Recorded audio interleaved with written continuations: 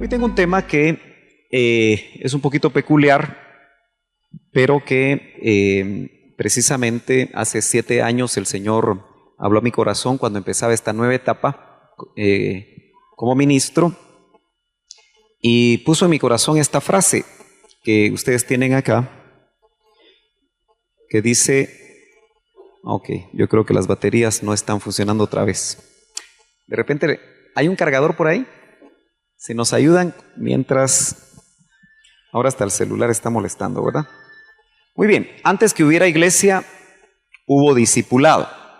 Es una frase que quiero explicar rápidamente, que es el tema con el que vamos a iniciar. Y es que realmente lo que nosotros conocemos como iglesia, muchas veces, como hemos estado viendo los domingos, se ha distorsionado en función de cada diseño o cada opinión de los ministros. Y una de las cosas que creo que ha hecho daño es que la iglesia últimamente ha dejado el discipulado. Por eso esta frase, antes de que hubiera iglesia hubo discipulado, nos remonta al ministerio público de Jesús. Ustedes recordarán que esos 3 años y medio de Cristo en la tierra, estrictamente hablando, no había una iglesia. El concepto que nosotros vemos especialmente desarrollado por el apóstol Pablo en el Nuevo Testamento, al hablar de la iglesia, no estaba definido ni estaba desarrollado en el ministerio de Cristo. De hecho, se ve en el Antiguo Testamento un vestigio de la iglesia a través de la congregación de Israel que sale de Egipto y va para la tierra prometida, para Canaán. Y la Septuaginta, que es la traducción griega, que todo el Antiguo Testamento lo traduce al griego estando en hebreo, es llamativo que cuando habla de la congregación, refiriéndose a Israel, usa la palabra eclesía, que es exactamente la misma que en el Nuevo Testamento el apóstol Pablo utiliza para definir la iglesia. Sin embargo, tenemos que partir del hecho de que la iglesia inicia precisamente cuando Cristo muere. Es donde realmente podemos definir que después de su sacrificio la iglesia se empieza a gestar. Y entendemos que el libro de los Hechos nos habla muy bien a nosotros en sus capítulos de cómo esa iglesia niña empieza a dar sus primeros pasos y a desarrollarse, y por supuesto ahora encontramos ya 2000 años de historia. Entonces, queriendo volver precisamente al discipulado, yo quiero compartir con ustedes esta noche el discipulado del Padre, el discipulado del Hijo y el discipulado del Espíritu Santo. Ustedes se van a dar cuenta cómo, de alguna manera, Dios ha estado interesado en discipular, en el caso del Padre, espíritus. Y eso de alguna manera ya puede parecer algo polémico en determinado momento, porque usted dirá, bueno, ¿y cómo Dios puede discipular espíritus? Bueno, se va a dar cuenta que no es algo muy difícil, especialmente de poder asimilar para aquellos que han estado familiarizados con el tema de la preexistencia. El discipulado del Hijo pues tiene que ver con nuestra salvación, y el discipulado del Espíritu Santo diríamos que es el que actualmente está vigente y tiene como propósito que nosotros realmente podamos llegar a una estatura, y en este caso la estatura del varón perfecto, como lo plantea precisamente el apóstol Pablo. Muy bien, entremos al discipulado del Padre. ¿Recuerda usted que ese discipulado del Padre, hay un pasaje que lo vimos en la Ruta de los Celestes, donde nosotros podemos ver que hubo un tiempo, lo que le llamamos a nosotros la escuela del Padre, donde nuestros espíritus fueron discipulados. El discipulado del Hijo se da muy específicamente para 11 hombres, porque usted sabe que Judas no quiso aceptar ese discipulado, y aunque caminó con él, y probablemente también hizo cosas que hicieron los demás, al final notamos nosotros que no hubo un discipulado realmente establecido en la vida de Judas. Ese discipulado en la tierra, ya no en la preexistencia, para nosotros tiene que ver con el trabajo de salvación en nuestras vidas. No religioso, no una vida religiosa, sino que realmente el trabajo que el Espíritu Santo hace, pero que tiene que ver con el trabajo del Hijo. Fue literal para esos 11 hombres en 3 años y medio. Para nosotros, de alguna manera, se vuelve un poquito más dirigido por el Espíritu, haciendo realidad a Cristo en nosotros.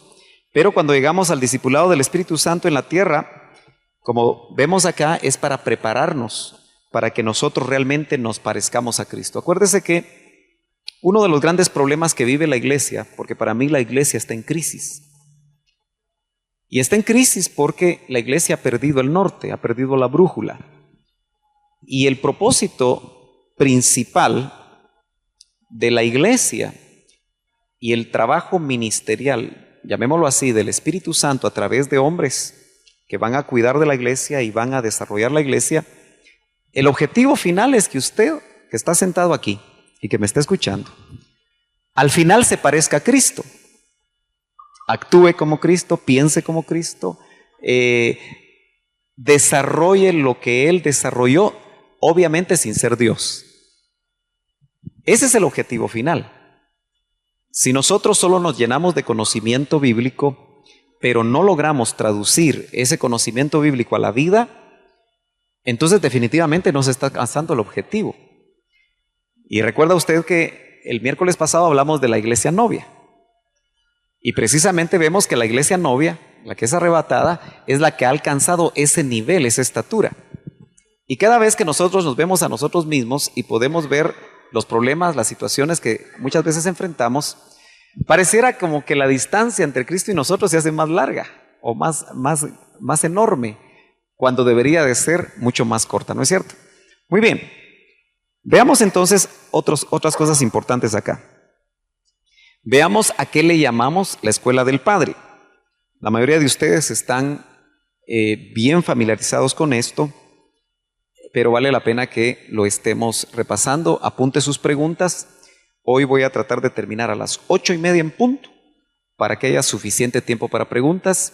Y también me dieron una observación que creo que es valedera. A veces yo respondo muy largo las preguntas. Hoy voy a ser bien cortito, muy concreto, para que hayan más preguntas y usted tenga la oportunidad de contestarlas. ¿Se recuerda de esa frase? Tuyos eran. ¿Quién dijo esa frase? Jesús. Y está hablando en un diálogo con el Padre. Si usted me acompaña a San Juan, capítulo 6 y verso 45, usted lo puede leer acá, pero si tiene diferentes versiones, en determinado momento le puede servir.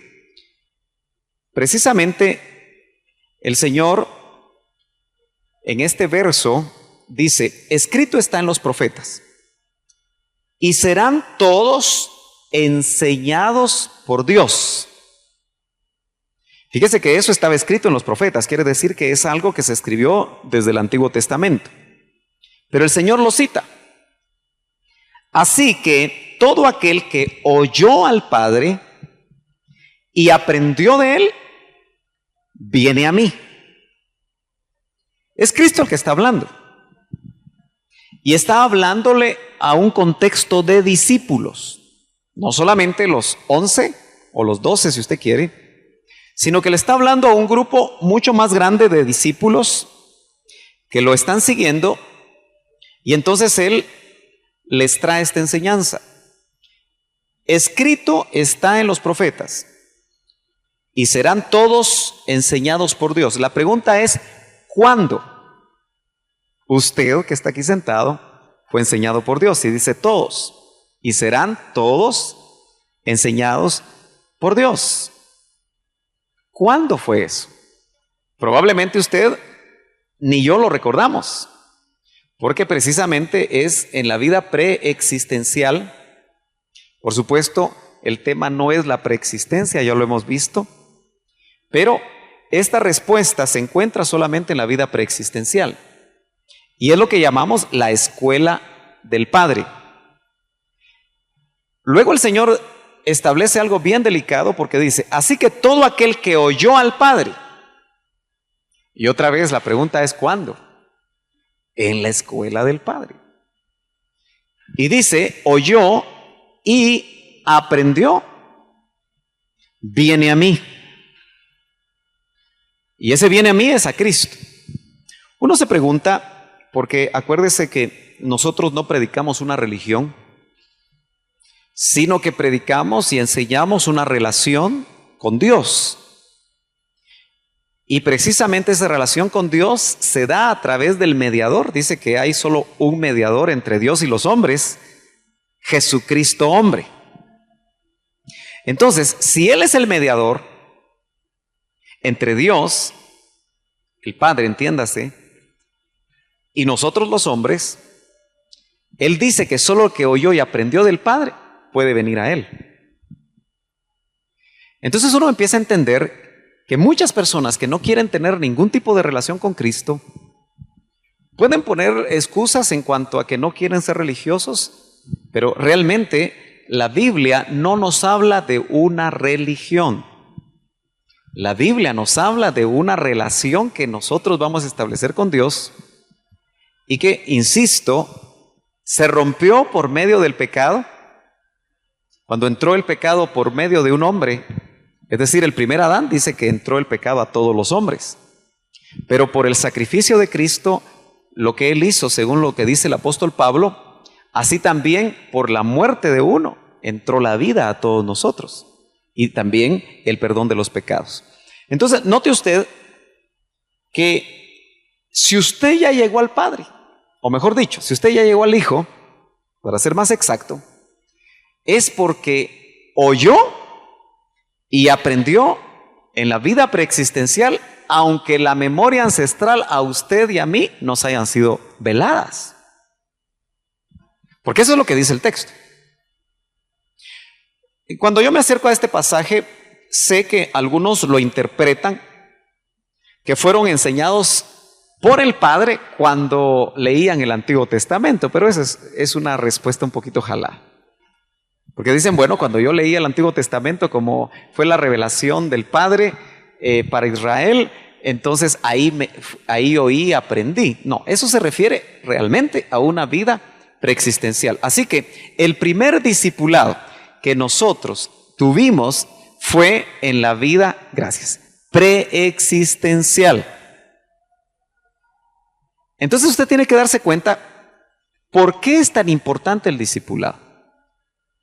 Vuelvo a insistir para los que acaban de llegar, que para mí el gran problema de la iglesia en estos tiempos y del cristiano en general es que no está dejándose discipular.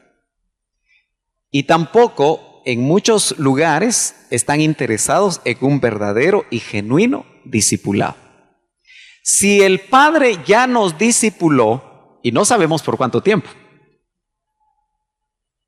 y lo que nos enseñó y lo que aprendimos en la vida preexistencial nos ha hecho llegar a Cristo, usted y yo tenemos que ponernos a pensar que nos empezaron a preparar antes de que tuviéramos cuerpo.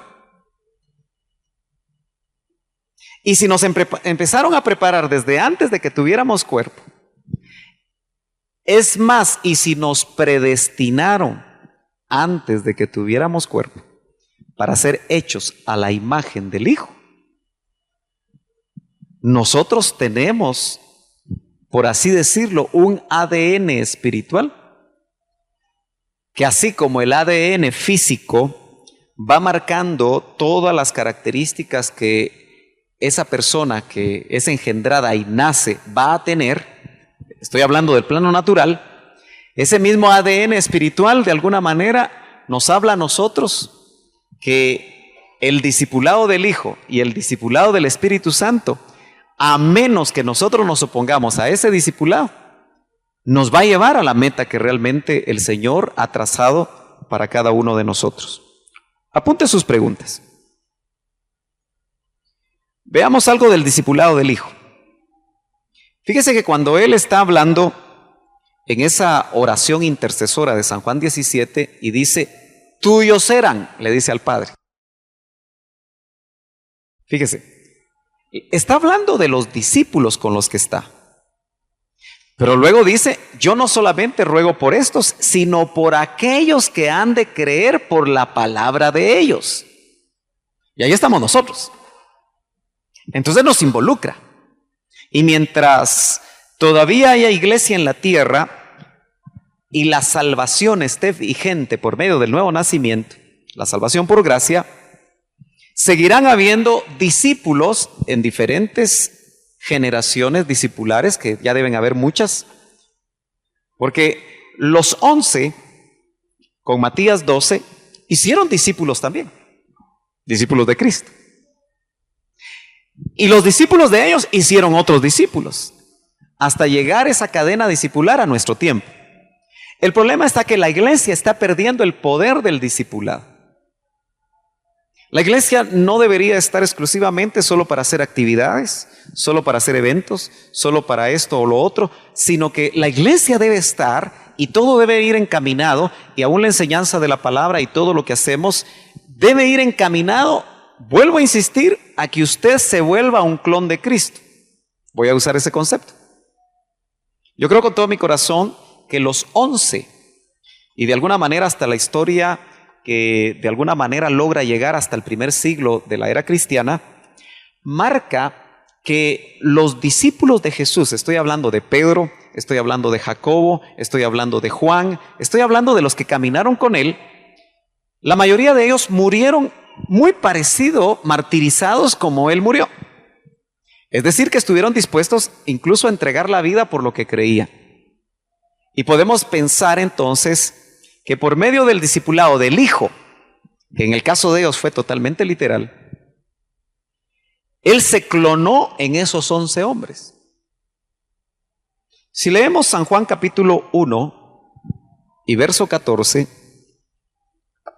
el Evangelio de Juan capítulo 1 y verso 14, eso no lo tengo ahí apuntado, pero en la presentación, pero es importante. Primer capítulo del Evangelio de Juan.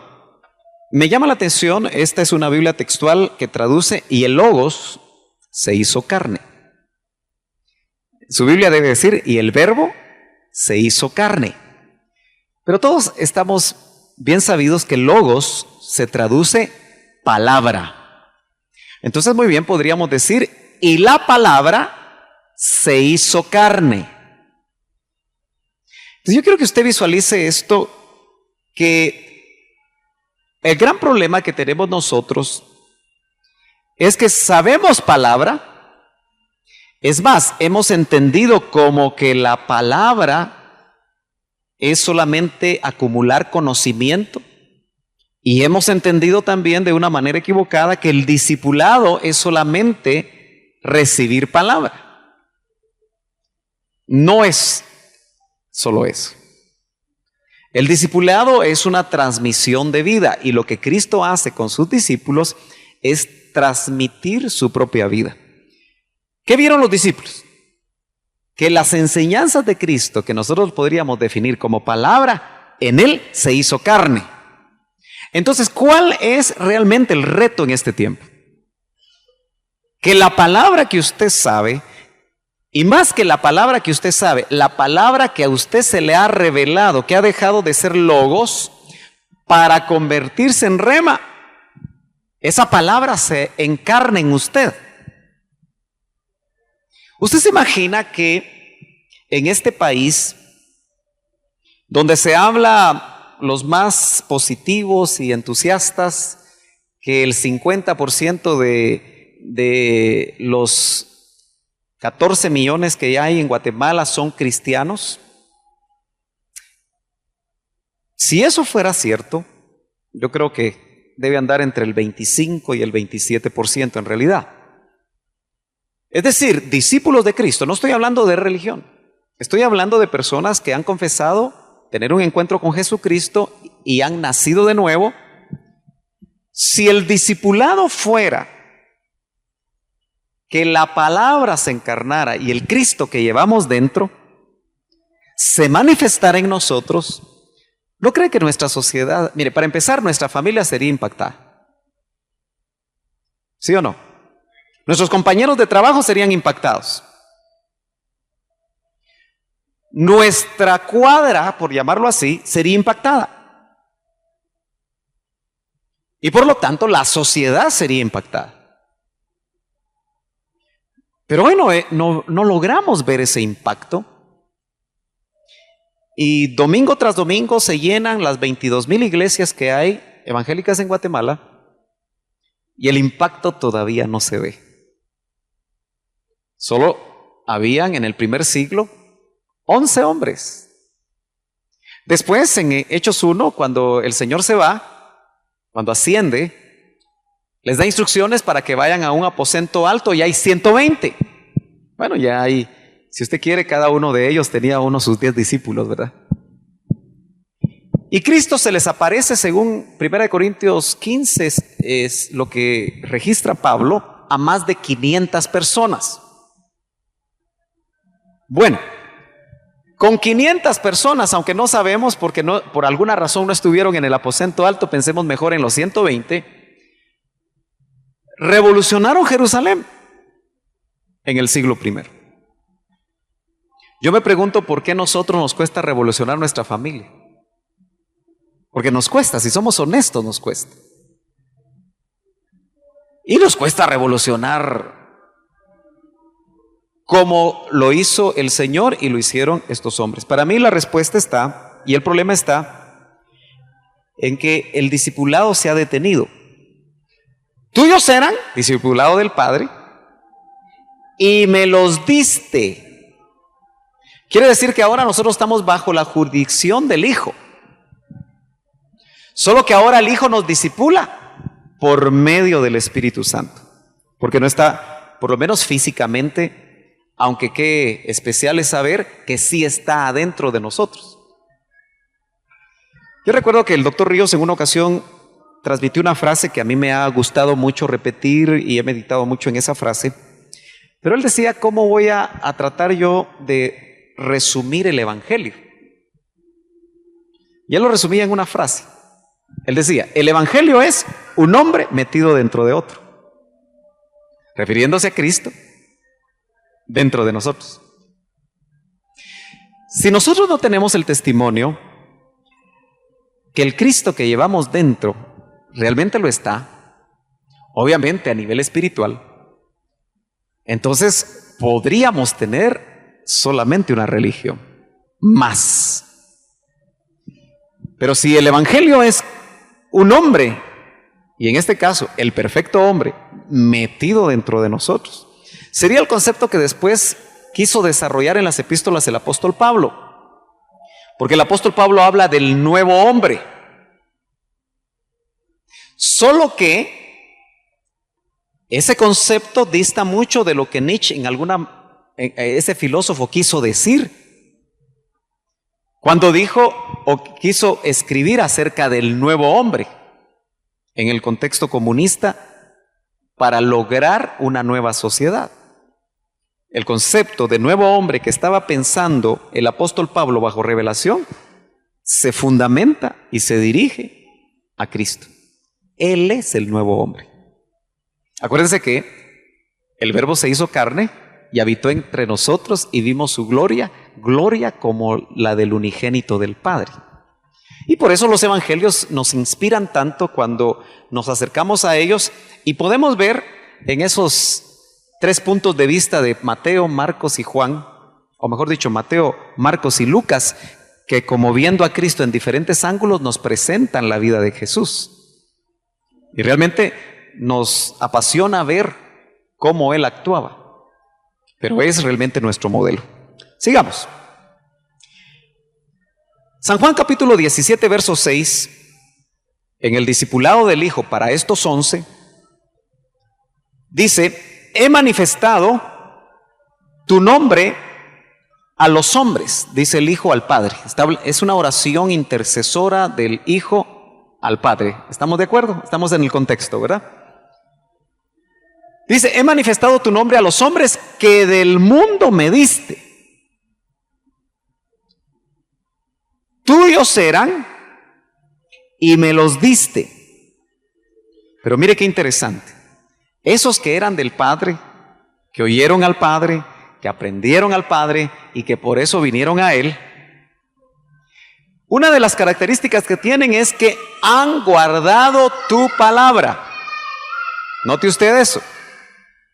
Han guardado tu palabra. Y vuelvo a lo mismo. Solo un discípulo está comprometido lo suficiente con guardar esa palabra, que a través del discipulado del Padre y el discipulado del Hijo, y ahora recordado en el discipulado actual del Espíritu Santo para cada uno de nosotros, tiene como objetivo guardar. Vamos a ver. Préstame tu billetera, Francisco. ¡Hala! Dice. Vamos a ver qué tiene.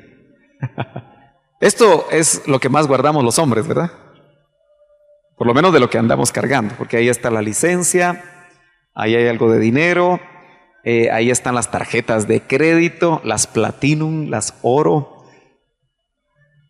¿Sí? Si uno pierde la billetera, uno se complica por muchas razones, ¿verdad? Entonces, ¿cómo haces vos para guardar esta billetera? Para que no se te pierda.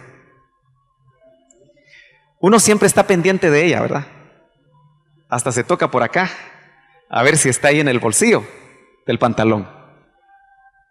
Las mujeres guardan las cosas que para ellas son muy importantes y son valiosas.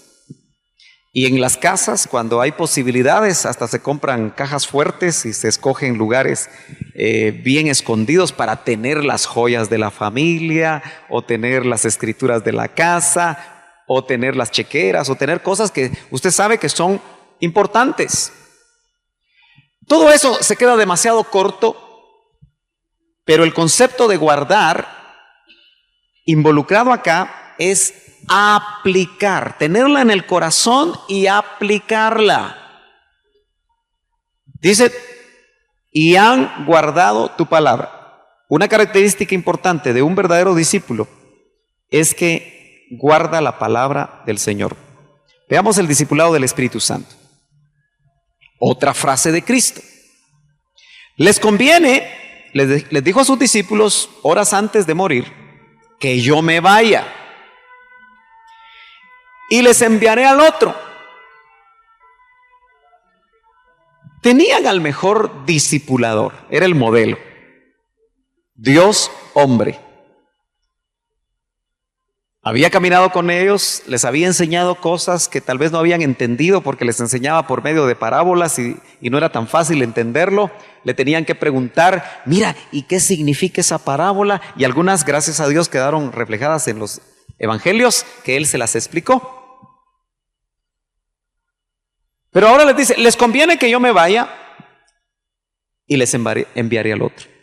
Si cada uno de nosotros nos contextualizamos en ese momento, no hubiéramos dejado que Él se fuera, ¿verdad? Supongo que todos nosotros hubiéramos dicho, no, Señor, ¿cómo es posible que nos digas que nos conviene que tú te vayas? Esos 3 años y medio han de haber sido algo muy especial para estos discípulos. Pero Él les dijo, les enviaré al otro. Así que venimos de un discipulado preexistencial del Padre, para uno del Hijo y luego otro del Espíritu Santo. Así que la Trinidad está involucrada en nuestro discipulado. Solo que ahora el Espíritu Santo es el que está vigente para nosotros. Veamos San Juan capítulo 16, verso 7. Dice este pasaje, si ya lo tienen, si no, está aquí. Pero yo os digo la verdad, dice Jesús. Os conviene que yo me vaya, porque si no me fuera, el Consolador, aquí en el griego es el Paracleto, no vendría a vosotros, mas si me fuere, os lo enviaré. Esto es una promesa de Cristo. Y el capítulo 14, siempre de Juan, verso 26 dice, mas el Paracleto o el Consolador, el Espíritu Santo, a quien el Padre enviará en mi nombre. Note, el Padre enviará en el nombre de Cristo. Qué interesante, ¿verdad? Él os enseñará, 14:26 de Juan, todas las cosas. El maestro entonces, por excelencia, actualmente, y desde que la iglesia tiene vigencia y desde que realmente empezó todo el trabajo de la iglesia, el maestro infalible es y se llama Espíritu Santo. No hay hombres infalibles. El único infalible es el Espíritu Santo. Él os enseñará todas las cosas y os recordará todo lo que yo os he dicho. Bueno, le estaba hablando a 11 que habían oído sus palabras. Pero ¿cómo podemos aplicar y os recordará todo lo que yo os he dicho si nosotros no estuvimos con Él y no lo oímos? Hoy realmente nosotros solo tenemos, por medio de la fe y por medio de la experiencia espiritual que nosotros podamos tener y el testimonio del Espíritu, que aquellas cosas que están escritas, porque obviamente ellos no estaban en el tiempo donde estaban todas, por lo menos el Nuevo Testamento escrito, se estaba empezando a escribir. Pero ese evangelio había sido trasladado, esas verdades habían sido trasladadas por Él, y dice, Él os recordará todo lo que yo os he dicho. Entonces, ¿cuál es el trabajo del Espíritu Santo actualmente? Recordarnos la palabra, pero antes de recordar, enseñarnos la palabra. Yo no sé qué tan sincero pueda ser usted esta noche con usted mismo, pero honestamente, solo respóndaselo usted. ¿A cuántos aquí les cuesta entender la palabra? ¿Que cuando la leen se aburren? ¿O cuando la leen encuentran que es difícil entenderla? Pero si aquí hay tan solo una persona que le cuesta, porque, sí, gracias, en la medida que nosotros no experimentemos la enseñanza del Espíritu Santo, porque yo quiero ser muy enfático, por eso lo puse en negrías, Él os enseñará todas las cosas. Usted como hijo de Dios tiene que experimentar el magisterio del Espíritu Santo en una experiencia continua. Yo estoy convencido que usted, que viene los miércoles, sería pérdida de tiempo de parte suya si el Espíritu Santo no le enseñara a usted. Si el Espíritu Santo no estuviera también dentro de usted, porque todos aquí creo que logran, por lo menos la gran mayoría, entender lo que es o ha entendido lo que es el parto gemelar, donde al nacer de nuevo entra Cristo y entra el Espíritu Santo. Pero el trabajo de Él es enseñarnos todas las cosas. Y usted sabe que la enseñanza es un proceso. Aquel que ha sido maestro y que ha enseñado o ha dado cátedras en la universidad, o que tal vez solo como padre le ha tenido que enseñar algo a sus hijos, sabe que es un proceso. No siempre aprendemos todo a la primera, ¿no es cierto? Hay hijos muy chispudos que en el aire agarran las enseñanzas que usted les da, pero otros que parecen tum, ¿verdad? Y no hay manera que le entren las cosas en la cabeza. Pero aquí no estamos hablando necesariamente de una enseñanza en el plano natural, sino que estamos hablando de una enseñanza que ahí puedo decir que es por espíritu. Yo he tratado de enfatizar mucho eso durante estos meses. No es enseñanza de mente a mente. De nada le serviría a usted que en estas enseñanzas que yo transmito, usted solo las analizara exclusivamente con su mente. Lo más que podría aprovechar es adquirir un poco más de conocimiento bíblico.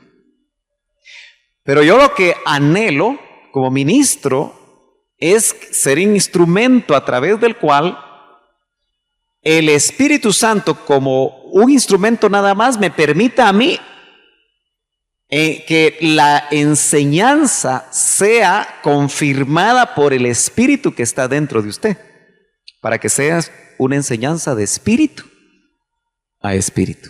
Para eso nos hicieron nacer de nuevo y le dieron vida a nuestro espíritu, para que haya conexión. Acuérdese, el Padre, es que mire, a ver si lo logro explicar.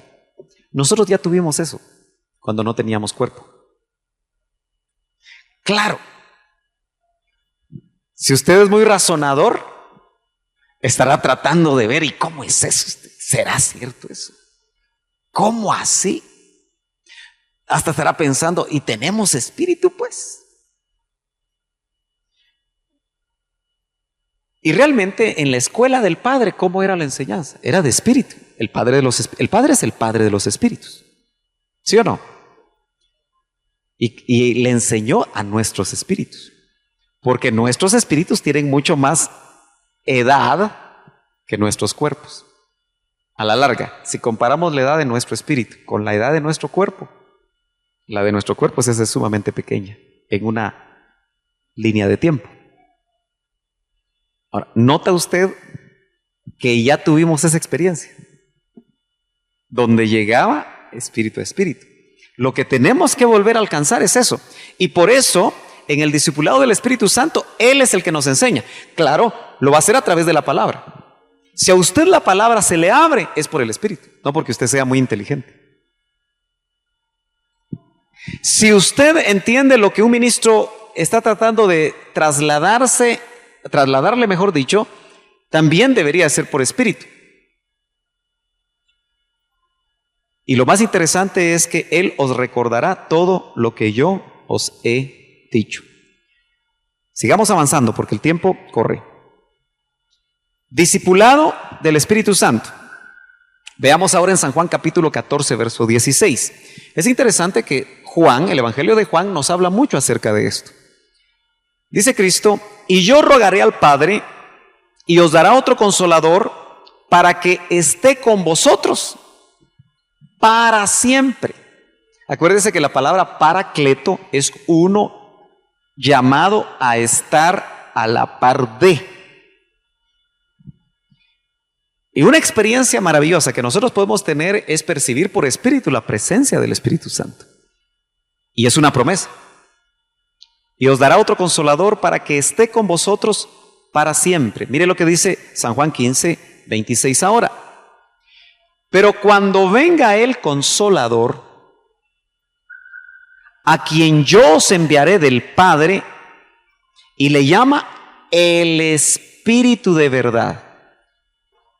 Estuvimos hablando un poco acerca de este tema uno de estos domingos cuando vimos en el diseño de Dios para la iglesia, que la iglesia es columna y baluarte de la verdad, ¿se acuerda? Un domingo de esto lo vimos. Entonces, el Espíritu Santo, el que está dentro de nosotros, el que nos disipula, el que nos enseña y nos recuerda todas las cosas, es el Espíritu de verdad. Todo el mundo se pregunta, ¿y cuál es la verdad? Unos dicen que esta es la verdad, otros dicen que aquí está la verdad, otros dicen que está aquí, otros dicen que está acá. La única manera es poderla discernir por Espíritu. Y no me cansaré de repetirle que cuando esas enseñanzas llegan espíritu a espíritu, no necesariamente las entendemos completamente con nuestra mente, porque eso está en el plano del alma.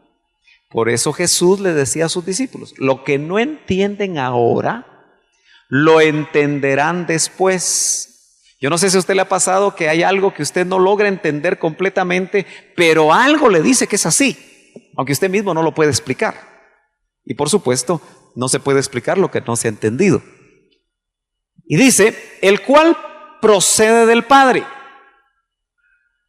Lo que empezó el Padre en la preexistencia lo va a terminar en la tierra el Espíritu Santo, porque viene del Padre. Es más, en 1 Corintios me parece que el capítulo 2 dice que el Espíritu sube y lo que oye del Padre nos lo trae de vuelta y nos lo revela a nosotros. Eso es algo muy especial. Pero note, el Espíritu de verdad, el cual procede del Padre, Él dará testimonio acerca de mí. Si usted tiene el testimonio del Espíritu Santo de quién es Cristo, y por medio de esa revelación lo puede llamar Señor y puede creer que es el Hijo de Dios y todo lo que el Nuevo Testamento nos enseña acerca de Él, es precisamente porque es el Espíritu Santo el que da testimonio acerca del Hijo. Sigamos. Vamos a ver. Aquí está la cosa. La puerta discipular. Yo tengo una frase aquí que recibí de parte del Señor hace 7 años. Esto que yo le estoy enseñando a usted, el Señor me lo recordó una madrugada del 4 de agosto del 2004. Mañana cumplo 7 años de haber recibido esto. Y creo que es importante porque muchos no se les abre la puerta ministerial porque han mantenido cerrada para su vida la puerta discipular. Por eso la frase es: la puerta del discipulado abre la puerta ministerial. Si usted lo nota en el Nuevo Testamento, todos los que de alguna manera en la iglesia fueron usados previamente a que fueran ministros realmente usados por Dios, tuvieron un discipulado. Por eso encontramos a las grandes ayudas del apóstol Pablo siendo discipulados por Pablo. Encontramos aquí la de Priscila siendo discipulados por Pablo. Pablo mismo, siendo recién convertido, fue discipulado por Bernabé. Bernabé fue discipulado por los apóstoles en Jerusalén. Los apóstoles en Jerusalén fueron discipulados por Cristo. Entonces, la pregunta importante para su vida es: ¿ha sido usted discípulo? Y usted se la tiene que responder. ¿Realmente quién lo ha discipulado a usted? Y note que entonces el Espíritu Santo hoy utiliza hombres para el discipulado. Sigamos. Ese discipulado tiene pruebas. Y en ese contexto de San Juan 6, aquí vamos a ver algo sobre San Juan 6, donde el Señor prueba a sus discípulos. Una gran multitud, dice el contexto de San Juan 6, lo seguía al Señor, se dieron cuenta dónde estaba, y Él está con sus discípulos. Y entonces dice: denle ustedes de comer. Aunque ahí había una necesidad física, el Señor estaba tratando en otro nivel de enseñarles a ellos que así como Él les había dado de comer espiritualmente, porque a cierto punto la enseñanza del discipulado del Padre, del discipulado del Hijo y del discipulado del Espíritu Santo es como un pan que alimenta al hombre interior. ¿Cuántos saben que tenemos un hombre interior? La Biblia dice que el hombre exterior se va desgastando. Y yo me doy cuenta que entramos a los 70, bueno, yo todavía no, ¿verdad? Pero cuando se entra a los 70 y a los 80 años, la Biblia maneja más o menos ese límite. Dice que los más débiles llegan a los 70 y los más fuertes llegan a los 80. ¿Y se ha dado cuenta usted que entre la década de los 70 y los 80 es donde la cosa se complica? Y muchos no sobrepasan esa edad. Son pocos los que sobrepasan los 80, llegan a los 90 y a los 100. Hablando físicamente, porque el hombre exterior se va desgastando. Hoy la media se hacen esfuerzos titánicos y se hacen grandes inversiones para tratar de elevar el nivel de, o mejor dicho, la expectativa de vida entre los hombres, al punto que en Estados Unidos parece que ha ido subiendo. Y en Europa también, por supuesto, cada vez hay más personas de la tercera edad, ¿no es cierto? Y cada vez los gobiernos tienen menos cómo sostener a los de la tercera edad, que ya no están en una edad productiva. Ese es un problema de tipo social en los países. Pero el hombre exterior se desgasta y está establecido a los hombres que mueran una vez. Y luego la Biblia dice, y después el juicio. Pero lo lindo es que dice que mientras el exterior se desgasta, el interior se renueva de día en día. Así que la gráfica del hombre exterior viene para abajo con una pendiente hacia acá, mientras que la del hombre interior va al revés, ¿verdad? Sí, porque se renueva de día en día. ¿Y cómo lo hace? Precisamente porque la palabra es el alimento que va a sostener al hombre interior. Pero aquí la prueba era, denle ustedes de comer. Era una multitud como de 5,000.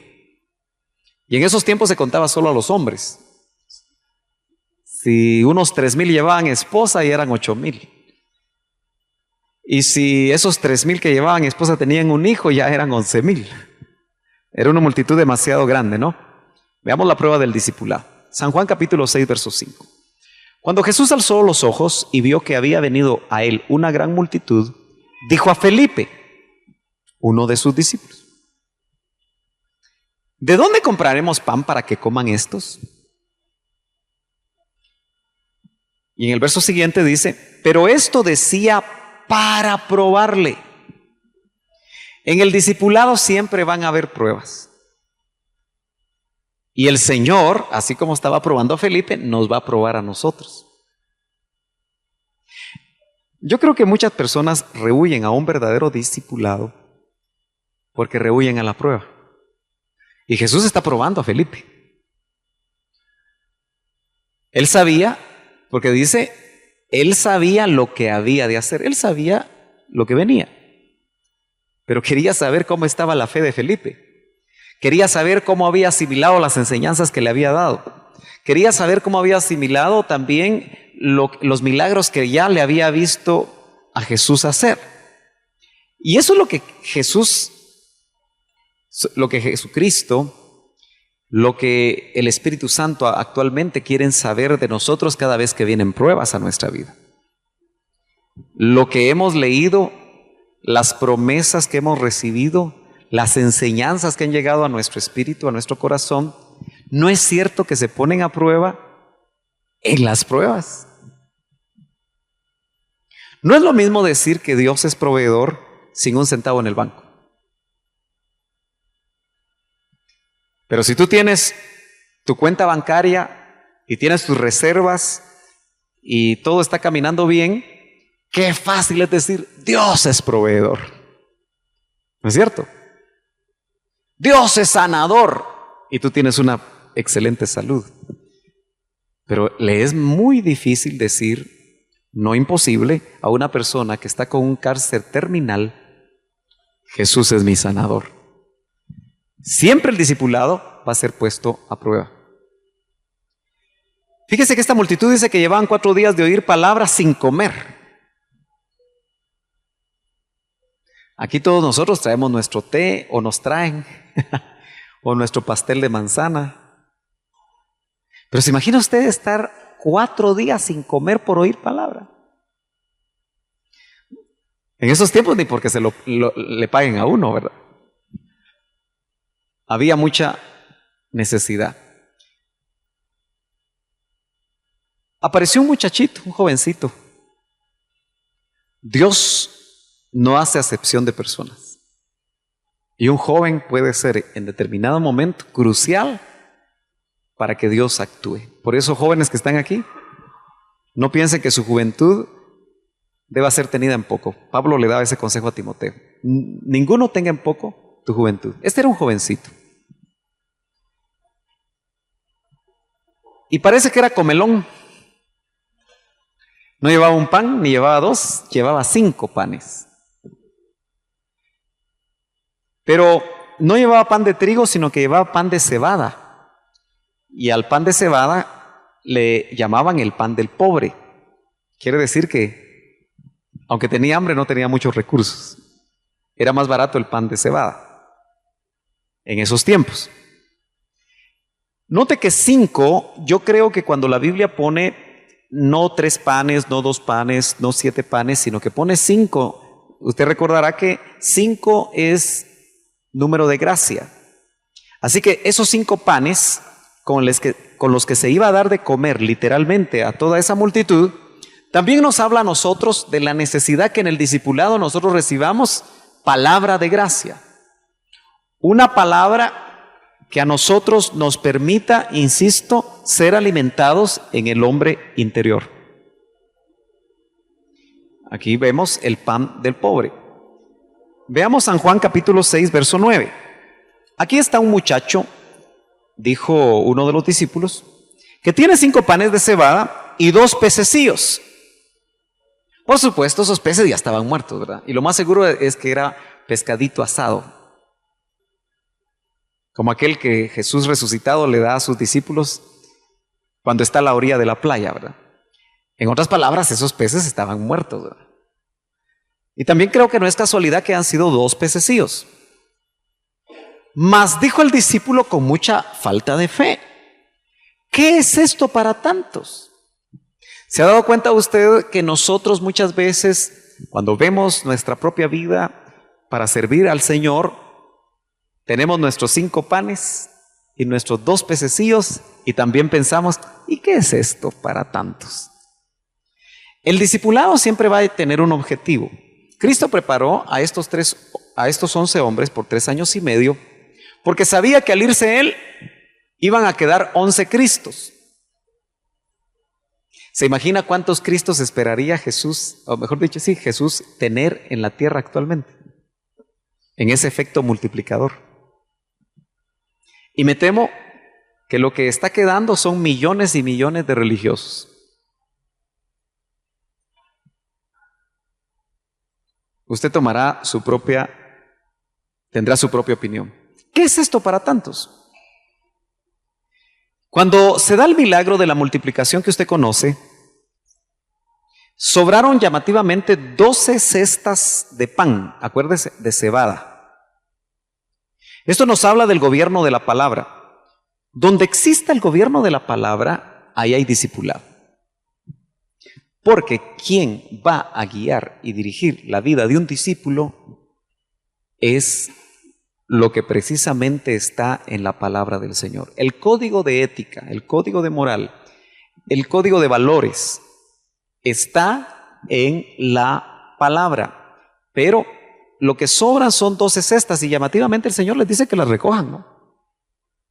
Imagínense, eran 5 panes y recogen 12 cestas de pedazos de pan. El discipulado nos habla de ser gobernados por la palabra.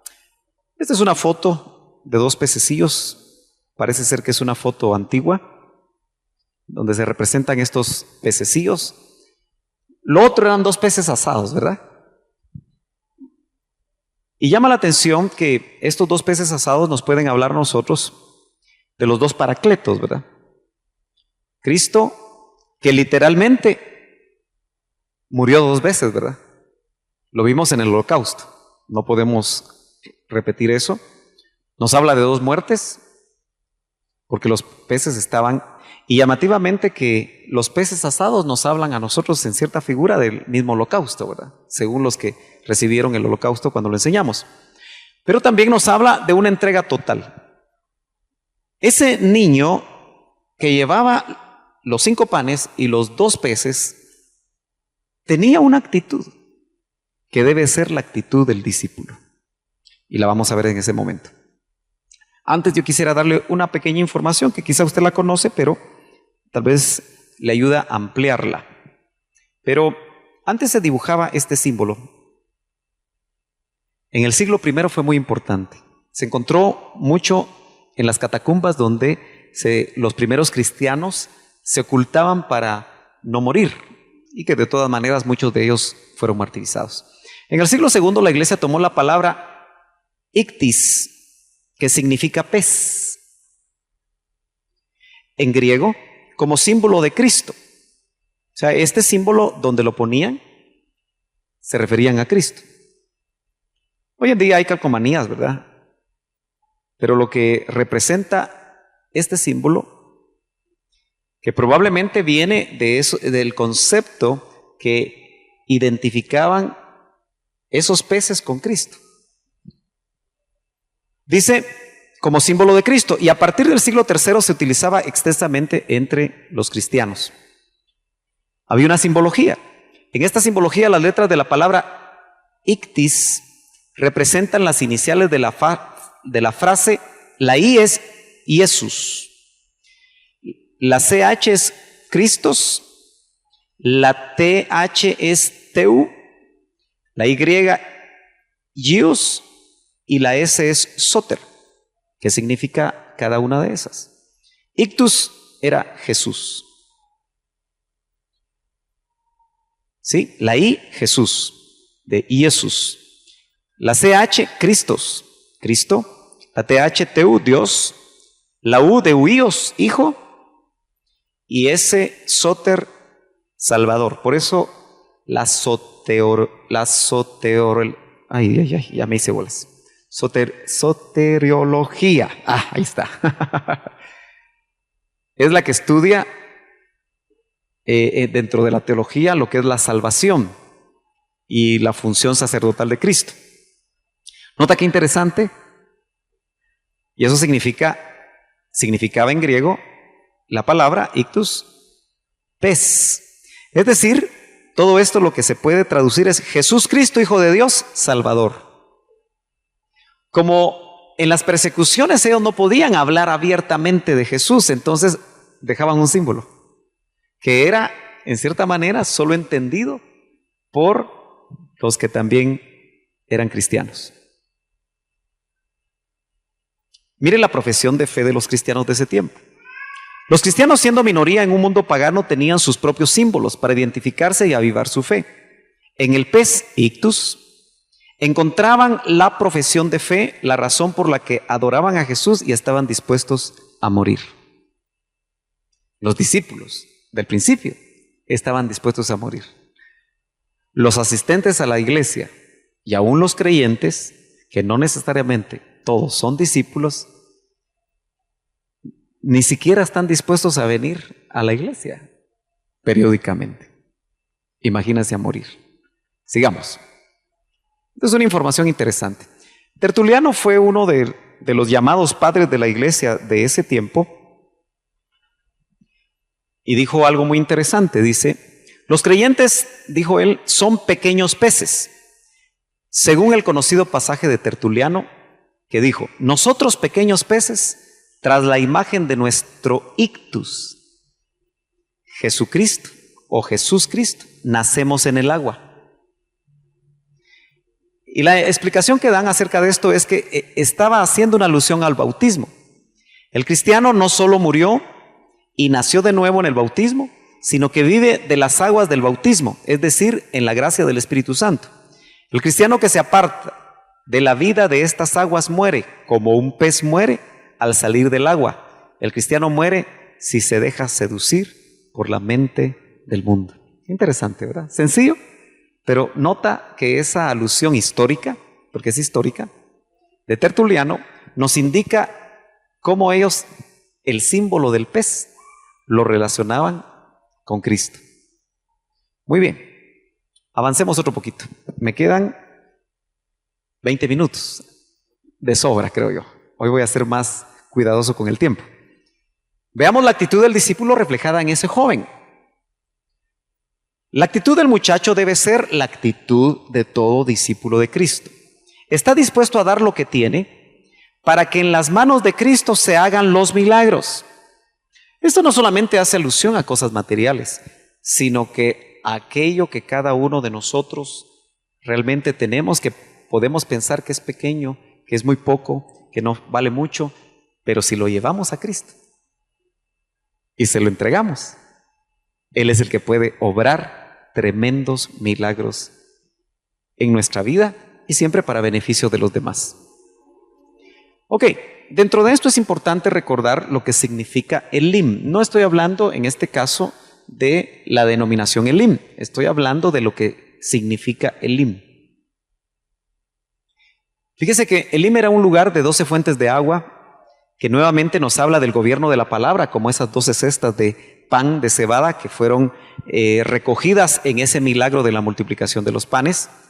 Y también era un lugar de 70 palmeras datileras. 7 por 10 nos da a nosotros 70, y ese 70 nos habla a nosotros. Primero, el 7 de la plenitud del número total es el número de Dios y 10 es el número de prueba. Así que 70 significaría el número completo de aquellos que, habiendo sido probados, se mantienen como palmeras y además dan fruto. Número total de discípulos probados con fruto. Acuérdese que el discipulado trae prueba, pero que después de la prueba todavía nosotros tengamos fruto. ¿Por qué palmeras datileras? Porque nosotros tenemos que ser palmeras que den de comer a otros, no solamente para nosotros. Muy bien. ¿Se recuerda ese pasaje de Éxodo 15:27? Y llegaron a Elim, donde había 12 fuentes de aguas y 70 palmeras, y acamparon ahí junto a las aguas. Eso es algo que acabamos de ver en una de nuestras escuelas dominicales, en esas 40 jornadas de Israel, saliendo desde Ramsés, la ciudad egipcia, hacia lo que es la tierra de Canaán. Fíjense que 70 es número ministerial, y dijimos que si no se abre y no transitamos por la puerta discipular, difícilmente se va a abrir la puerta ministerial. Y ojo, cuando se abre es peligroso. He visto mucha gente que por falta de discipulado comete graves errores en el ministerio. Casi siempre la respuesta es falta de discipulado. En Números 11, capítulo 11, verso 16 dice: entonces Jehová dijo a Moisés: reúneme 70 varones de los ancianos. ¿Por qué no 60? ¿Por qué no 50? ¿Por qué 70? Es llamativo.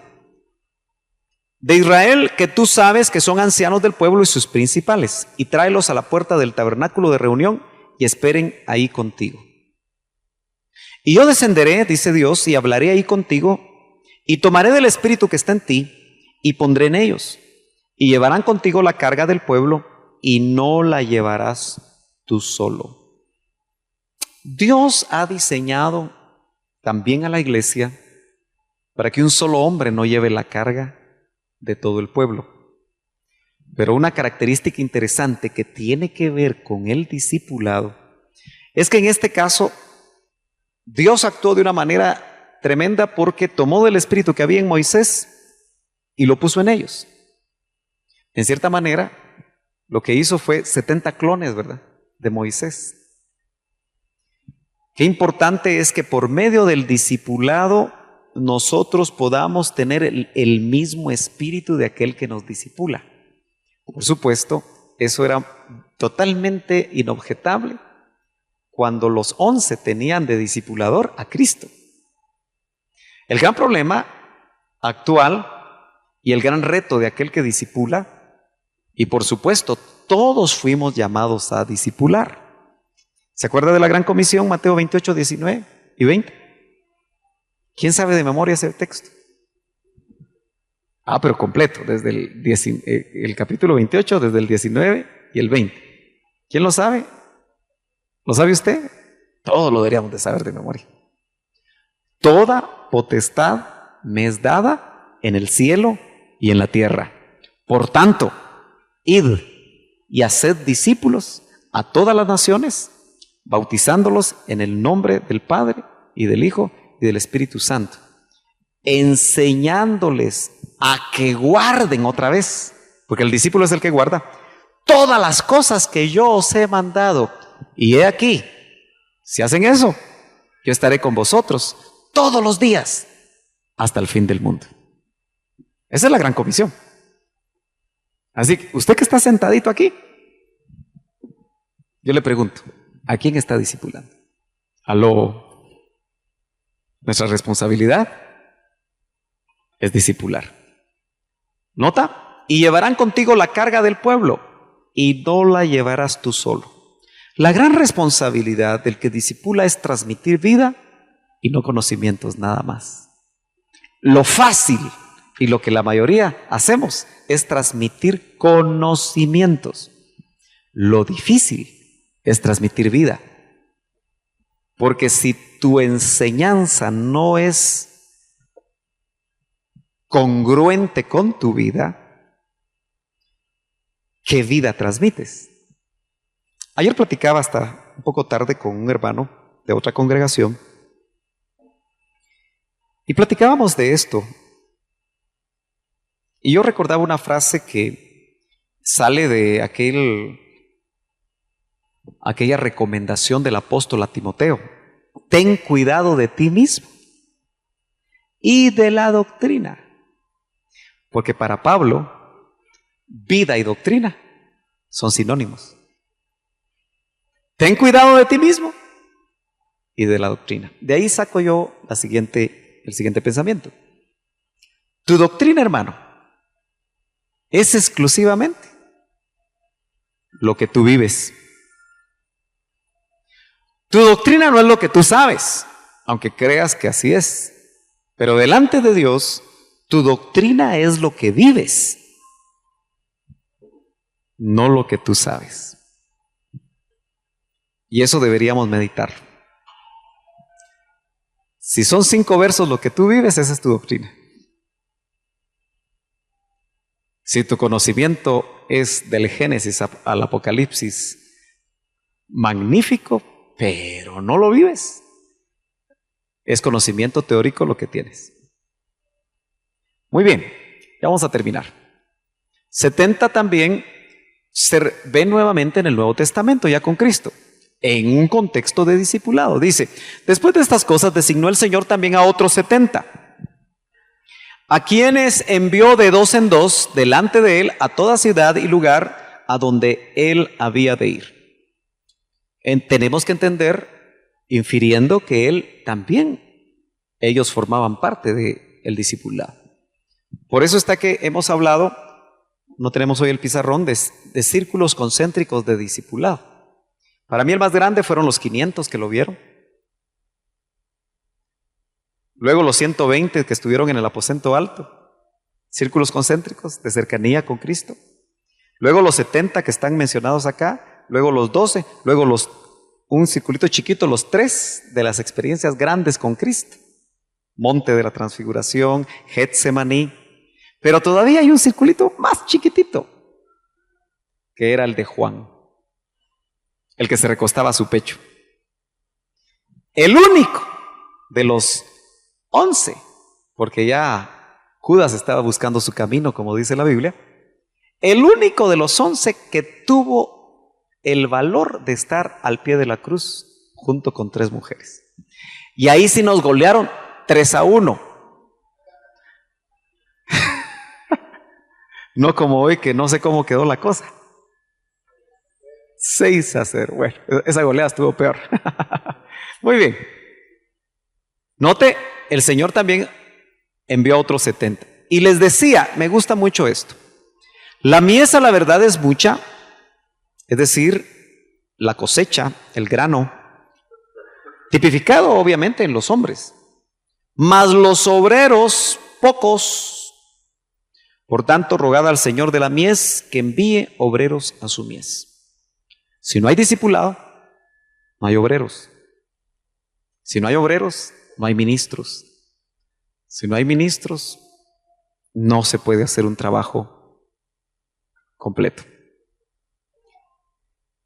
Termino con esto. Crecimiento discipular. Fíjense que estaba meditando que hoy la iglesia crece a través de los métodos de Igle Crecimiento. Y tal vez voy a decir algo que puede ofender a alguien, pero lo digo con todo respeto, pero la iglesia está engordando, no está creciendo a través de estos métodos.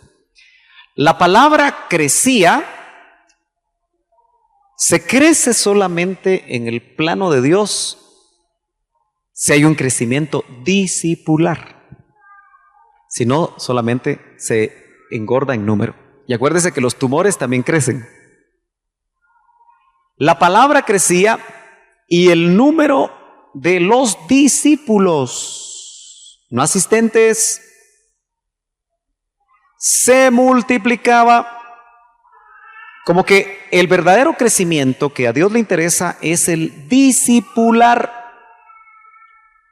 Discípulos, gente comprometida. No eran asistentes, sino ni tampoco solo creyentes. San Juan 8:31, que cito aquí, dice: dijo entonces Jesús a los judíos que habían creído en él. Habían creído en Cristo, ¿sí? Judíos, ojo. Mire lo que les dijo a los creyentes. No es suficiente creer en Cristo, hermanos, por lo que dice este verso.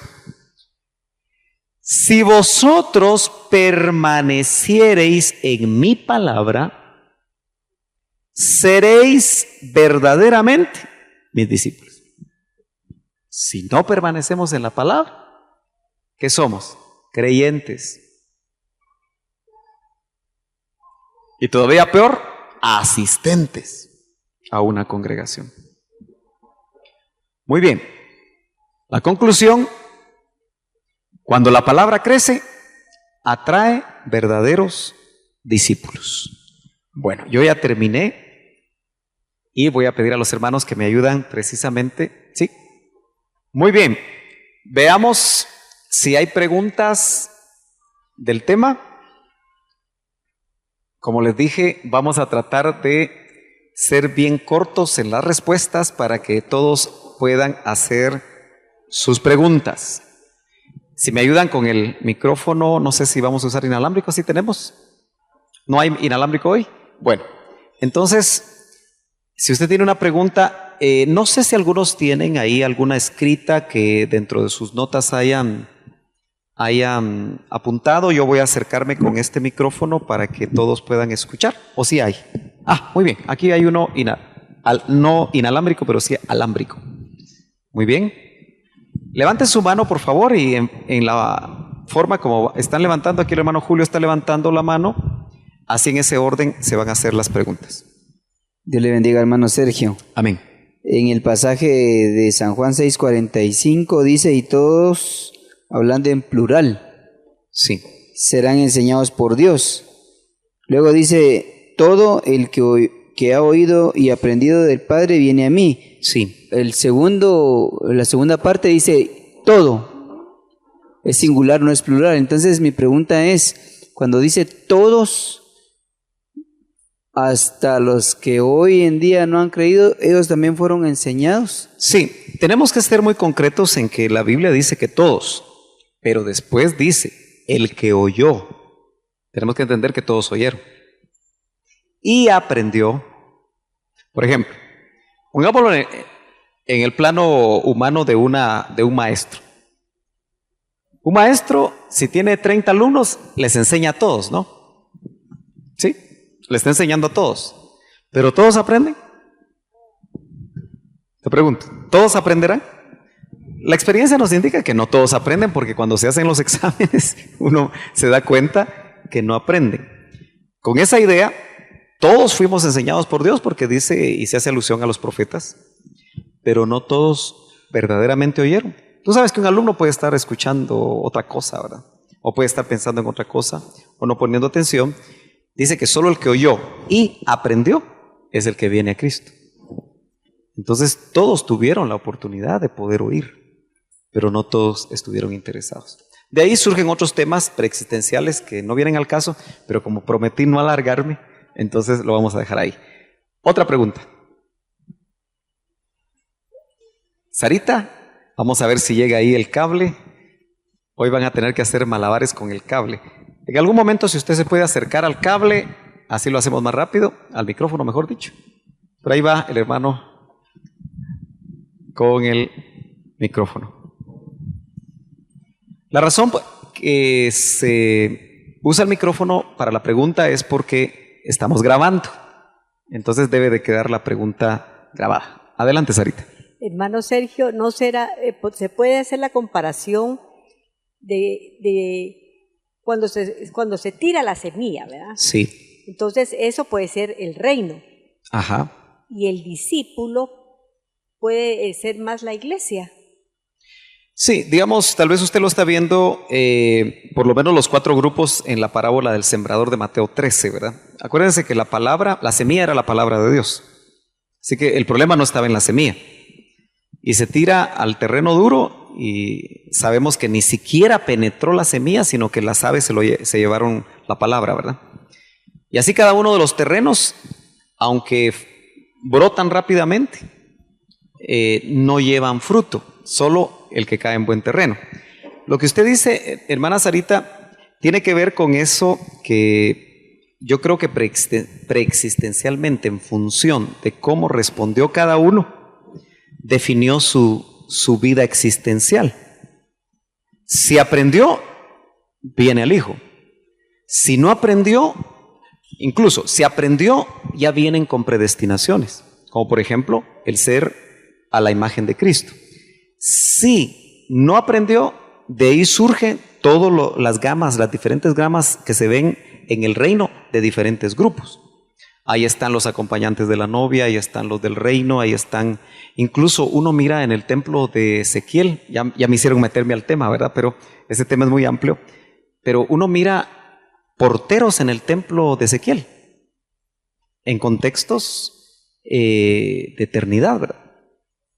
Se miran aguateros, se miran muchos grupos, pero que tienen que ver con grupos del reino, que seguramente su respuesta o su fuente de donde viene esa predestinación es precisamente por la vida preexistencial. Entonces, sí, indudablemente, la iglesia y especialmente la novia, acuérdense que no solo tuvo que haber oído y aprendido, sino tener una predestinación para poder ser hechos a la imagen de Cristo. Otra pregunta. No muchas, por favor. Sí, mi hermana, aquí, por favor. ¿Había otra? Ah, sí. Muy bien. Ustedes llevan ahí el orden, luego le toca a mi hermana. Sí, Juan va un poquito más lejos y dice en su primera carta, dice, ustedes no necesitan que nadie les enseñe porque tienen la unción. Del santo, sí. La unción del santo. Entonces, ¿a qué se refiere exactamente con esa unción que incluso dice él, no necesitan que nadie les enseñe? Sí, mira, yo creo que esa se tiene que aplicar en un momento determinado. No creo que venga alguien que definitivamente ya no necesita que le enseñen, sino que llega a un nivel en el que alcanza a través de esa unción que ya no tienen esa necesidad de ser enseñado, ¿verdad? Porque si no, los mismos discípulos de Cristo no tendrían por qué haber sido enseñados por Él. Pero también entiendo que una luz que se puede encontrar ahí es que si nosotros aprendimos, solo que la memoria ancestral fue velada, al venir a la tierra, lo que sucede con todo eso que aprendimos es que como que nos van abriendo poco a poco esa memoria ancestral y vamos entendiendo cosas que ya sabíamos, pero que en la tierra las vamos comprendiendo a través de la revelación de la Escritura. Entonces, visto desde ese lado, ya fuimos enseñados y en la tierra ya no tendríamos necesidad de ser enseñados. Pero acuérdate que el pecado veló todas estas cosas, ¿verdad? Entonces, creo que se pueden ver esos dos ángulos ahí. ¿Otra pregunta? Sí, mi hermana. Que el Señor le bendiga, hermano. Igualmente. Los 5 panes de cebada que llevaba el muchacho, ¿se refiere a los 5 ministerios? También es un ángulo, sí. Así es. Y la pregunta es, ¿los 5 ministerios son los que deben de discipular o solamente específicamente el maestro? Sí, no, yo creo que los 5 ministerios que están puestos para modelar a la iglesia en su conjunto, los 5 deberían de discipular. Creo que uno de los grandes errores, estoy hablando en el contexto de 5 ministerios genuinos, es que no discipulan. Por ejemplo, yo me hago la pregunta, ¿dónde están los G.S. Ávila de hoy? Deben haber algunos, pero llama la atención que como que no hubo un discipulado al nivel de formar varios G.S. Ávilas, ahora que él ya está anciano. Usted se preguntará cuántos discípulos del doctor Ríos quedaron, que caminen con el mismo espíritu, no necesariamente con la misma doctrina. Así nos podemos ir pensando en el hecho que los ministerios, su función también es discipular, pero no solamente ellos. Yo creo que cada uno en su función, como Pablo discipuló, así vemos a otros discipular, pero no es exclusiva de los 5 ministerios. Acuérdense que cuando hablamos de la Gran Comisión, esa Gran Comisión ni siquiera nos invita, hermanos. Lo que el lenguaje dentro del discipulado, cada vez que Cristo habla de discipulado, se usan imperativos, verbos en imperativo. Quiere decir que son imperativos. Cuando un verbo está en imperativo, no es negociable. Dice, id. Eso es un verbo en imperativo. No dice si quieren o si queremos. No da chance a negociar. Id, y luego otra vez el verbo hacer está en imperativo. Y haced es un mandamiento. Es un imperativo. Yo no sé qué vamos a hacer si cuando estemos en el tribunal de Cristo, el Señor nos va a preguntar, ¿dónde están tus discípulos? A, I, O, U. Y nos vamos a quedar así medios mudos. Porque dice, id y haced discípulos a todas las naciones. Es responsabilidad de todos. Obviamente, yo creo que en el contexto, por ejemplo, un genuino apóstol como Pablo discipuló a sus discípulos como Timoteo, como Tito, como Epafras, como Epafrodito. Por lo menos yo creo que tuvo cerca tal vez de 12 a 15 ministros en la esfera apostólica de Pablo. Vemos que fueron sus discípulos. El mismo Lucas, en cierta manera, fue discípulo de Pablo porque le acompañó en los viajes, en algunos de los viajes que hizo, ¿verdad? Pero Timoteo tal vez es el más insigne, ¿verdad? Incluso me llama la atención que tal vez escogiendo dentro de todos sus discípulos, Pablo dijo, solo tengo a Timoteo, que sirve igual que yo sin intereses. Quiere decir que miraba intereses en otros. Ahí sí me alargué un poquito. Sigamos con las preguntas. Nos vamos a ir temprano. Sí, Francisco, ¿de qué ladito? Si te acercas un poquito para que sea más rápido. Es correcto decir que nosotros reconocemos a Cristo.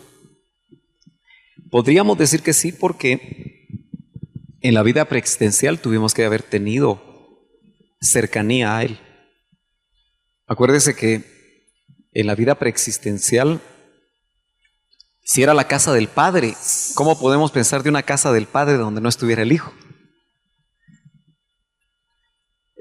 Miren, eso es un misterio bien profundo que se tiene que entender por espíritu.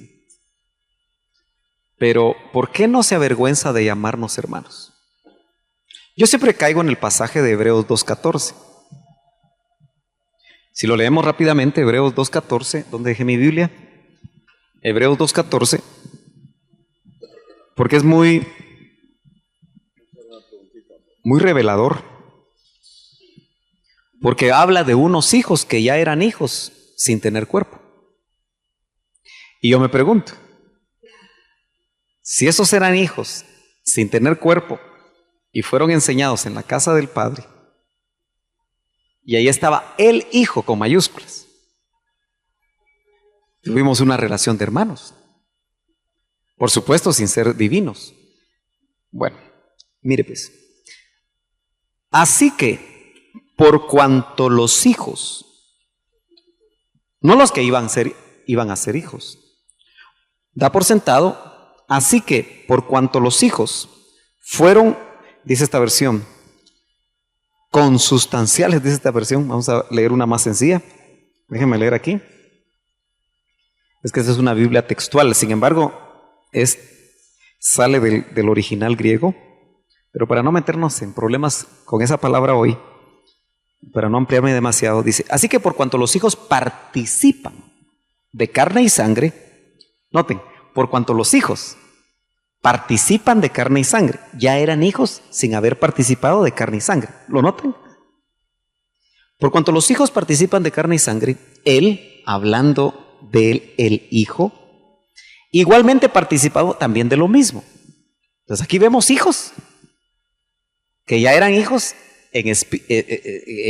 como seres espirituales sin carne y sangre, que participan, y por eso tuvo que participar Él también, el Hijo, de carne y sangre, para anular mediante la muerte el poder de aquel que tenía el poder de la muerte, es decir, el diablo.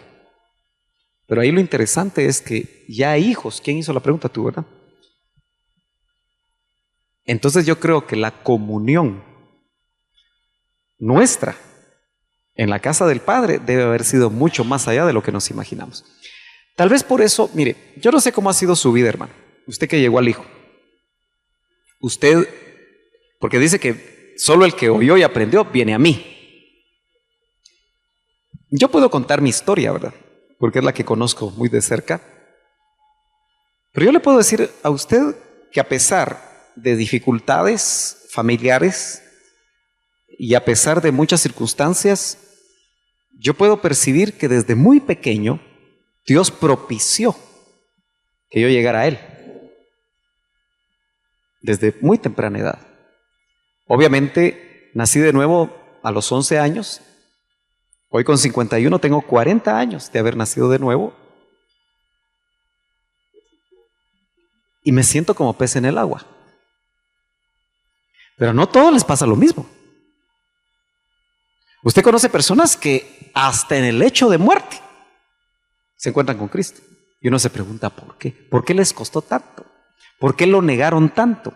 ¿Por qué prefirieron irse a un intelectualismo falso o un intelectualismo engañoso que los alejó de Cristo?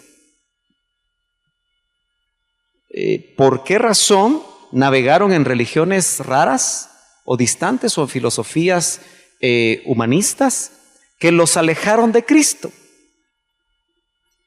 ¿Por qué para unos es más fácil que otros la revelación de Cristo? Como le digo, no sé cómo fue en su caso. ¿Fue difícil? ¿Fue fácil? ¿Cómo fue que usted llegó? Le aseguro que las respuestas están en la preexistencia. Yo creo que voy a comprar un aparatito que me marque unos 2 minutos como para las respuestas. Ha sido más tiempo para otras preguntas. Sí, hermano Sergio, Amílcar, buenas noches. Una pregunta. Tengo entendido que se disipulan personas convertidas. Sí. ¿Es correcto? Sí. Bueno. ¿Es correcto llevarlas siempre a un discipulado? ¿O se puede usar, digamos, un recurso como, por ejemplo, invitarlos a alguna parte, a su casa, comentarles, hacerles, transmitir la palabra, pues enseñarles las cosas que el Señor nos ha mandado, desde luego? ¿Es correcto eso? O ¿Se refiere a personas no convertidas? ¿O a personas ya convertidas? O no recién convertidas. Sí, miren, yo le llamo, yo creo que el discipulado en todo el sentido de la palabra no se puede desarrollar con personas que no han nacido de nuevo, porque no hay crecimiento. Lo que sí creo yo es que hay personas que no han conocido al Señor, que están interesados en las verdades espirituales. Porque si el Espíritu Santo dice que es el que convence de pecado, acuérdense que todos nosotros fuimos convencidos de pecado antes de ser cristianos. Eso es lógico, ¿no? Y el Espíritu Santo empezó a hacer un trabajo. Entonces, cuando las personas están interesadas, puede ser que ellas razonen que están interesadas en lo espiritual por diferentes razones, pero en realidad es el trabajo del Espíritu. Entonces uno tiene que discernir esa hambre espiritual y darles palabra. Y a través de la palabra, especialmente la palabra que tiene que ver con el nuevo nacimiento, se les va a revelar porque ese trabajo viene de parte del Espíritu, se les hace luz, y a eso yo le podría llamar reuniones, tal vez no discipulados, pero sí reuniones en las cuales la persona puede más de cerca oír la palabra del Señor en cuanto al nuevo nacimiento hasta que se les hace la luz. Pero su crecimiento genuino va a empezar desde que nacen de nuevo, porque si no sería solo un trabajo puramente religioso, donde se les está trasladando conceptos, y lo más tremendo es que se les traslada conceptos que no pueden vivir, porque todavía no ha habido un cambio de naturaleza. Pero sí es factible. De hecho, yo he tenido experiencias, recuerdo que a los 16 años tuve la experiencia de estar con unas 10 mujeres, recuerdo yo, señoras de cerca de donde yo vivía, que incluso ostentaban una religión diferente a la mía, pero que se interesaron en saber lo que la Biblia enseñaba. Y de todas ellas, una nació de nuevo, y ahora es esposa de un pastor. Entonces, si yo no hubiera estado dispuesto, si no hubiera puesto la barrera, que porque no era cristiana o porque pertenecía a otra religión, y por supuesto no lo hice a través del templo, sino que lo hice en una casa, ¿verdad? Porque había interés. Por ejemplo, yo les he dicho a ustedes que yo sueño con que cada uno de los miembros de esta congregación abra su casa para que el vecino pueda llegar a oír acerca de Dios. y de una manera muy, muy sencilla, de una manera no formal, en el seno de ese hogar, y pueda oír lo que Dios ha hecho. Pero más que oír, ver lo que Dios ha hecho en la vida y en la familia. Claro, si somos religiosos y lo que se mira no es congruente con lo que se dice, mejor que no lleguen. No sé si me entienden. Pero si abrimos nuestra casa, ¿cuántas personas andan buscando paz? ¿Cuántas personas andan buscando probablemente un consejo, probablemente una respuesta? Están cansados de muchas situaciones. Y nosotros, más que venderles una religión, porque no predicamos o no deberíamos de predicar una religión, les compartimos una vida que a nosotros nos ha cambiado y que nos ha transformado. Y por supuesto ese es el Evangelio. Otra vez corto porque ya me empiezo a alargar. Otra pregunta. Sí, de este ladito, por favor, si fueras tan amable, Marvin. Dios le bendiga, hermano Sergio. Los fariseos no conocieron al Padre porque dice, ni a mí me conocéis, ni a mi Padre. Si a mí me hubierais conocido, a mi Padre también habrías conocido. Sí, pero eso es en la tierra, porque el contexto que yo creo que el Señor está mostrando ahí es en la tierra. Ahora, si todos fueron enseñados por Dios, ellos fueron de los que no aprendieron y por lo tanto no llegaron a Él. Porque eso es la enseñanza tremenda que está diciendo ahí, ¿verdad? Todos fueron enseñados por Dios, pero solo el que oyó y aprendió viene a mí. Ahora, noten ustedes que los fariseos eran los religiosos de ese tiempo. Si algo usted puede entender en los evangelios, el Señor atacó fuertemente, fue al religioso. Por ejemplo, usted nota que cuando se relaciona con la mujer samaritana que había tenido 5 maridos, yo creo que se llamaba Elizabeth Taylor. No es cierto. Es para que despierte usted un poquito, ¿verdad? Bueno, ella llegó a 8, parece. 5 maridos has tenido, le dijo a la samaritana. Y con el que ahora tienes, no es tu marido. O sea que estaba en pecado. Con el 6º. Pero ¿acaso la trató mal?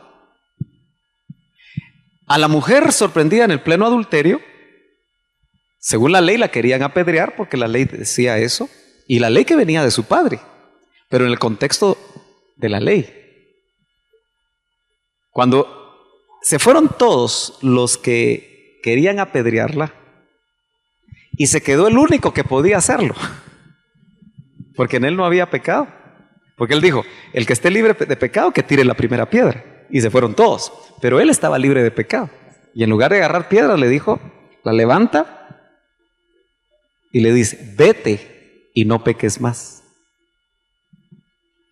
Eso entonces significa que realmente el Señor está buscando, como dijo él, yo no vine por los sanos, dijo. Yo vine por los enfermos. Ahora, note usted que la religión quiere buscar sanos. La iglesia que crea que solo hay sanos está equivocada. La iglesia es para los enfermos, porque Cristo vino a los que están enfermos. Por supuesto, no es para que estén enfermos todo el tiempo, porque Él dijo, yo vine para que tengan vida y la tengan en abundancia. Entonces, toma al enfermo hasta llevarlo en el proceso de la sanidad. Estamos hablando de la sanidad espiritual y por supuesto también la sanidad física, si es que eso es lo que Dios quiere hacer. Entonces, indudablemente Dios está interesado en todos. Lo único que los religiosos, por eso, y miren hermanos, alejémonos de la religiosidad. Yo me atrevería a decir que todos aquí todavía tenemos vestigios religiosos. Y lo religioso es lo que te obliga a, por ejemplo, si tú dices, hoy tengo que ir a la iglesia, síntoma religioso. Porque tú no tienes que venir a la iglesia, tú anhelas venir. Ese es el punto. Tu naturaleza interna, tu hombre interior anhela estar en comunión con Dios y con su palabra. Pero si tú tienes que decir, hoy me toca privilegiar, qué aburrido, mejor me quedo viendo el partido. Y sales frustrado después de ver el partido. No sé si me entienden. Nos cambian naturaleza.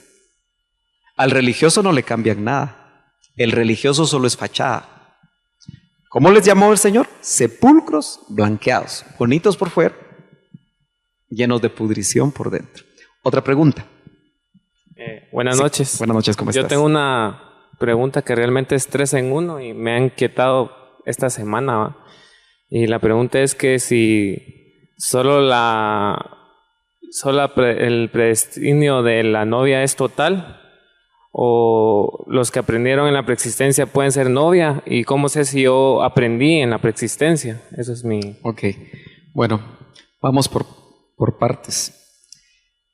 Fíjate que si hay una predestinación para ser hechos a la imagen del Hijo, y hemos dicho que esa predestinación es para la iglesia novia, porque es la que va a dar esa estatura, uno podría pensar que es un pensamiento fatalista, ¿verdad?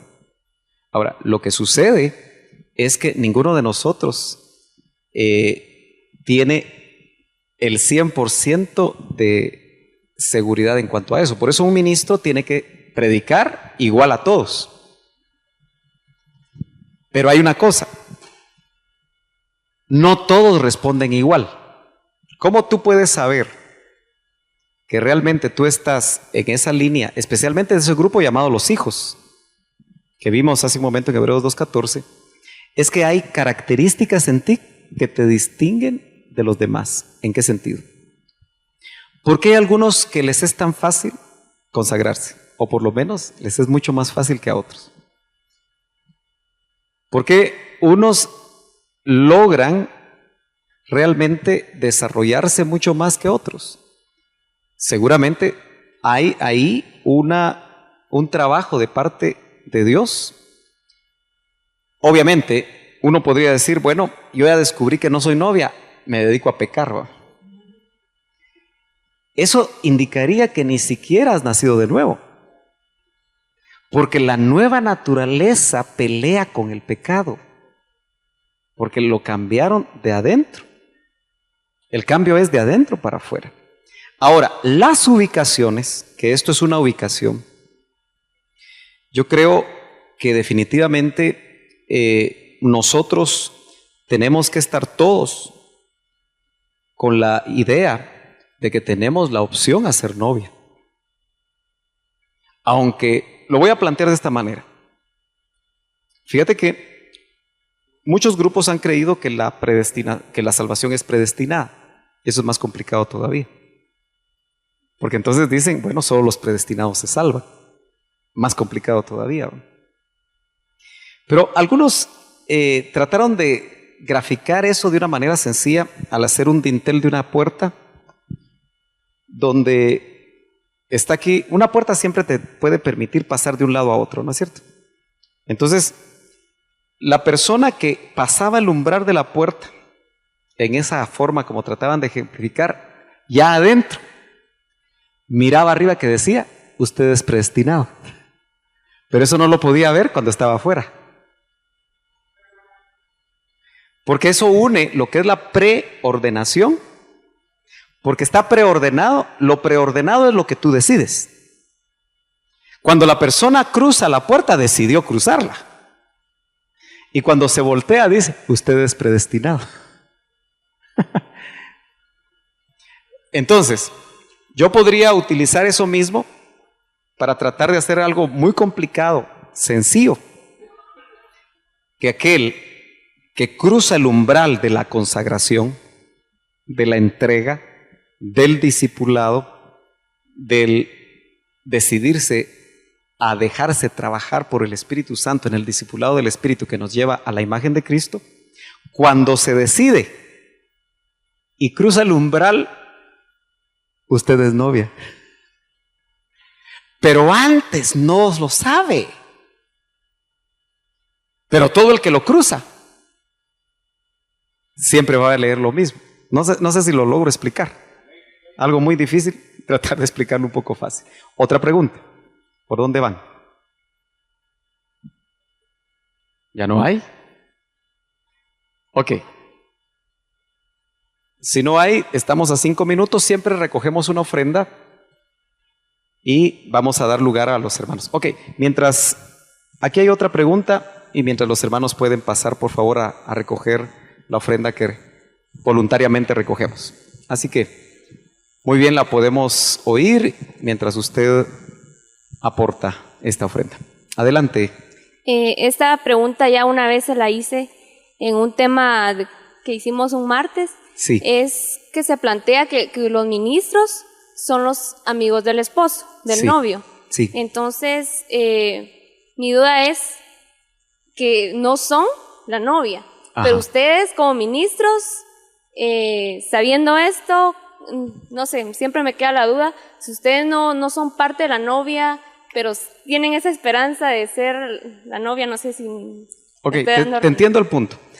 La razón por la que notamos que los ministros no son la novia, aparte de ese pasaje donde Juan Bautista se ubica como amigo del novio, es que hay muchos pasajes donde Pablo se excluye de lo que está hablando cuando dice vosotros tal y tal y tal cosa. No se incluye él, no dice nosotros, sino que dice vosotros. Lo que sucede es que, y estos son tesis, que de alguna manera hay que meditar en ellas y esperar revelación completa, ¿verdad? Pero la tesis que precisamente hoy estuve meditando sobre eso y leyendo algunas cosas, es que los ministros, como son del Espíritu, y estoy hablando de esta época de la iglesia, realmente van a ser como la envoltura del Espíritu Santo. Eso es algo muy complicado de explicar. O sea, en otro tiempo vamos a verlo porque en una pregunta no se puede. Entonces hay un llamamiento muy especial. Muy especial. Entonces, llama la atención cómo Pablo dice, si alguien encuentra ese pasaje, pero solo lo voy a citar de memoria, dice, yo los voy a presentar a ustedes como una virgen pura, preparada para su marido. Pero él se está excluyendo. Ahí literalmente se está excluyendo. Yo les he hablado a ustedes que así como se ve el discipulado hoy, vimos el del Padre, del Hijo y del Espíritu Santo, esas triadas se mantienen de una manera constante en la Biblia. Y podríamos hablar de cómo está la era del Padre, que la ubicamos en el Antiguo Testamento. La era del Hijo es la era del pez. No voy a decir Piscis porque algunos se van a desubicar. Pero es que, ahorita un momentito, pero en realidad las esferas zodiacales se las robaron y han sido usadas mal. Pero en los cielos, y hablamos de eso en los misterios de la Gran Babilonia, ¿se acuerdan? Bueno, los que estuvieron. Realmente está todo el diseño de Dios escrito en las estrellas. Entonces, qué casualidad que la era del pescado ya lleva 2000 años, porque es la era del Hijo, porque es la era de la pesca. Os haré pescadores de hombres. ¿Sí? Y usted ve cómo Tertuliano nos ubica a los cristianos como peces, por lo menos la frase que le mostré. La mayoría de ministros, y eso genera polémica, creen que estamos en la era del Espíritu Santo. Pero en el sentido estricto, la era del Espíritu Santo viene, porque es la era de Acuario, pero no del zodíaco de las revistas Cosmopolitan o de la prensa de Urbano Madel, sino que porque eso es aqua. Ahí es donde los ministros van a tener su función, por eso son ministros del Espíritu. Hay otra pregunta. Buenas noches, pastor. Buenas noches, ¿cómo está? Gracias por recibirnos en la casa del Señor. Dios, entendemos nosotros que es un Dios con propósitos, que Así están es. marcados desde el momento de la preexistencia, Sí. como fue explicado hoy en la noche. Sí. Nosotros hace algún tiempo muy corto nos estábamos preguntando y le preguntamos al Señor y le hicimos una pregunta muy importante: ¿qué nos toca hacer? Recibimos la palabra del Señor a través suyo hoy en la noche y le queremos agradecer mucho. Gloria a Dios. Qué bueno. Nos gozamos. Qué bendición, ¿verdad? Otra pregunta tenemos. Aquí había otra, hermano. 2 Corintios, déjenme buscar 11:2. Sí, es el verso, ¿verdad? Gracias, hermano Amílcar. 11:2 es el verso. Lo voy a leer aquí en el micrófono para que lo escuchen todos y quede grabado. Segunda, ¿no? Segunda, ¿no? Dice: pues os celo con celo de Dios. Miren, esto es bien importante porque el ministro que no cela a sus ovejas está dejando de hacer el trabajo. Y lo más fácil es solo venir a predicar. Eso es lo más fácil, dentro de lo difícil que es, si se hace en el orden de Dios. Pero dice: pues os celo con celo de Dios, porque os desposé. Dice os. Nota que se sale él en la acción. No dice nos desposamos. Os desposé. Dice: con un solo marido para presentaros como una virgen pura al Señor. Qué especial, ¿verdad? Entonces, el trabajo nuestro es ese.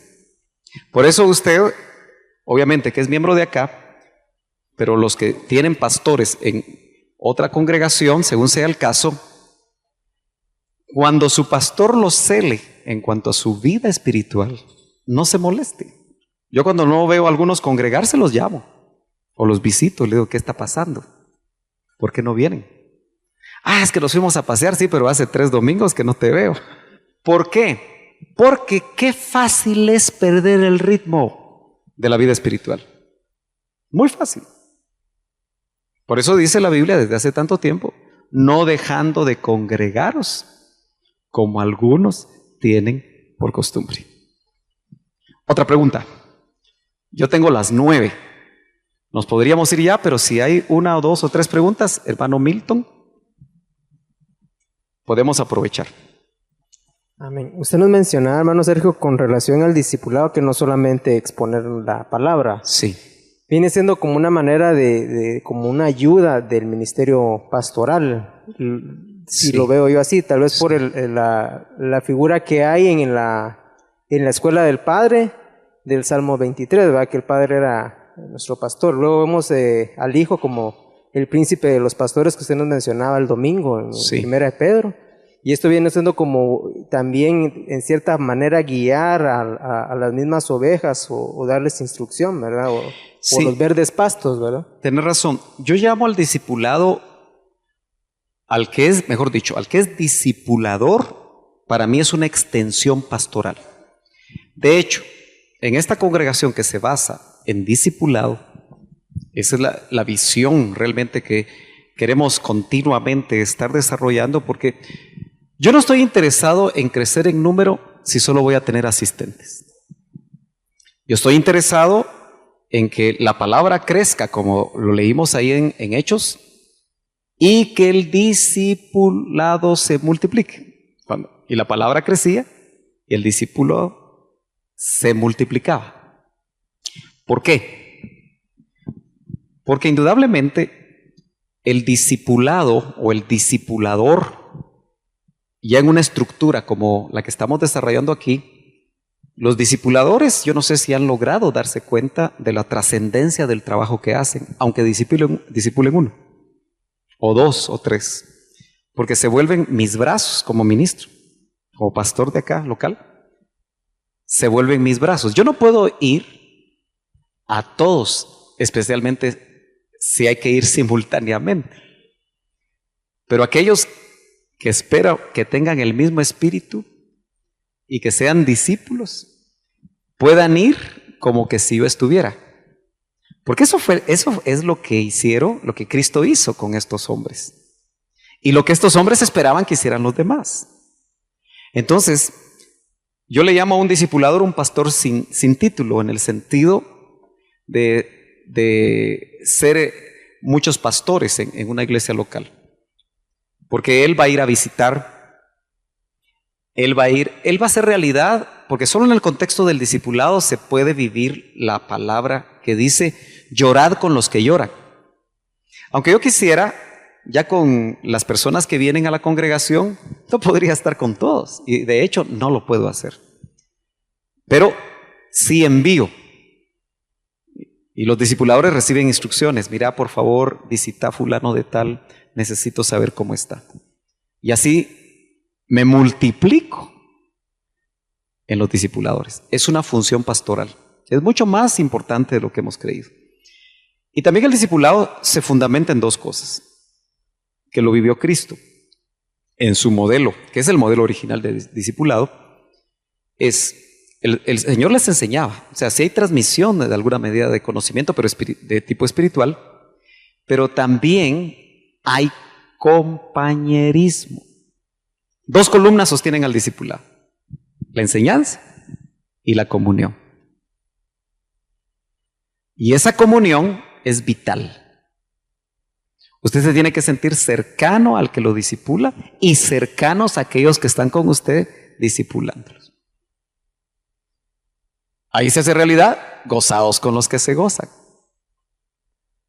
Sobrellevad las cargas los unos de los otros. Eso no se puede hacer realidad en una iglesia, especialmente si está creciendo, porque ni siquiera a veces nos damos cuenta de lo que está viviendo alguien. Por eso yo les digo, mire, el gran problema actualmente en las iglesias grandes, y esta puede llegar a ser una iglesia grande, por eso tiene que estar basada sobre el discipulado, es que mientras más grande es la iglesia, yo lo voy a decir de esta manera: el pastorado es inversamente proporcional al número de ovejas que hay en una iglesia. En otras palabras, a más gente, menos pastorado. A más gente, menos pastorado. A más gente, menos pastorado. Al punto que llega un momento en que el pastor no conoce a las ovejas. Por eso, cuando Dios me permitió hacer una tesis en mi maestría de teología, la hice sobre el discipulado. Y llegué a las conclusiones que la única manera de pastorear, según el Nuevo Testamento, es por medio del discipulado. No se puede pastorear si no hay discipulado. Y hoy hay modelos muy parecidos, pero el problema es que muy rápidamente ponen a personas que todavía no fueron discipuladas, no han madurado, a pastorear. Son niños pastoreando niños. Y se necesita por lo menos jóvenes espirituales para pastorear niños. Amén. Yo creo que nos vamos, ¿verdad? Pónganse de pie. Nos gozamos por todos los que han venido. Están invitados siempre.